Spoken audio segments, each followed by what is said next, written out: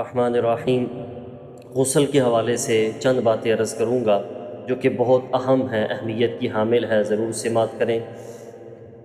اور بہت ساری ہماری نوجوان نسل کو غسل کے فرائض کا نہیں پتہ، غسل کے طریقے کا نہیں پتہ۔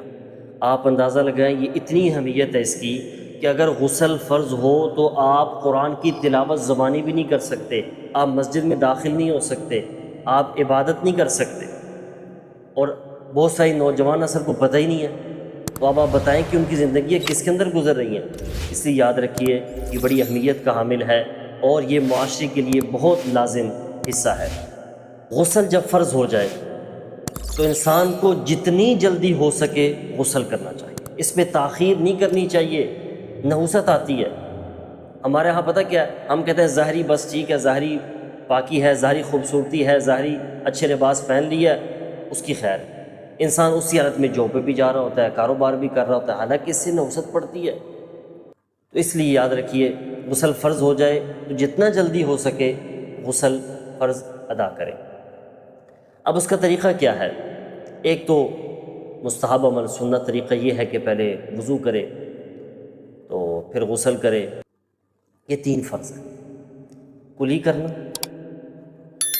ناک میں پانی ڈالنا، بس صرف اتنا ہے کہ کلی کرے تو سار غرغرہ بھی کرے، اور ناک میں پانی ڈالے تو ذرا زیادہ، یعنی نرم ہڈی تک پہنچائے۔ اور نمبر 3، پورے جسم پہ اس طرح پانی بہائے کہ بال برابر بھی خشک نہ رہے۔ اگر خشک رہ گیا بال برابر بھی تو غسل نہیں ہوگا۔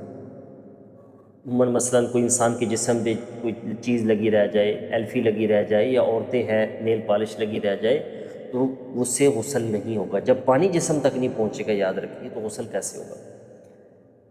باقی اس میں مستحب ہے کہ 3 مرتبہ کلی کرے، 3 مرتبہ ناک میں پانی ڈالے، 3 مرتبہ پورے جسم پہ پانی بہائے۔ تو بہرحال جو میں ضروری بات عرض کرنے لگا ہوں کہ اس سے پہلے، غسل کے شروع کرنے سے پہلے نیت کرنا ضروری ہے، کیونکہ بظاہر تو غسل کرنا کیا ہے؟ نہانا ہی ہے، لیکن اگر بغیر نیت کے وہ نہایا تو غسل نہیں ہوگا۔ چاہے وہ تالاب کے اندر 1 گھنٹہ نہاتا رہے، چاہے وہ تالاب کے اندر 1 گھنٹہ نہاتا رہے اور اس نے غسل کی نیت نہیں کی تو غسل نہیں ہوگا۔ اب یقین جانیں، آپ ایمانداری سے بتائیں کہ ہماری نوجوان نسل کتنی زیادہ تعداد میں یہ سمجھتی ہے کہ بھئی غسل فرض ہو جائے تو بس نہانا ہو۔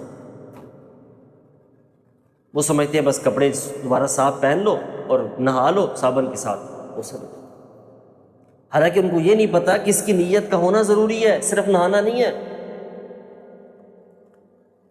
اس لیے، اور پھر ایک اور اہم بات کہ جس طرح شادی سے پہلے عموماً ہوتا ہے کہ مردوں کے اوپر غسل فرض ہوتا ہے یا بعد میں بھی، اسی طرح عورتوں کے اوپر بھی غسل فرض ہوتا ہے۔ اب ہمارے معاشرے کو یہ پتہ ہی نہیں ہے، وہ سمجھتے شاید مردوں کے اوپر غسل فرض ہوتا ہے۔ امی عائشہ صدیقہ رضی اللہ تعالی عنہ کی واضح حدیث ہے۔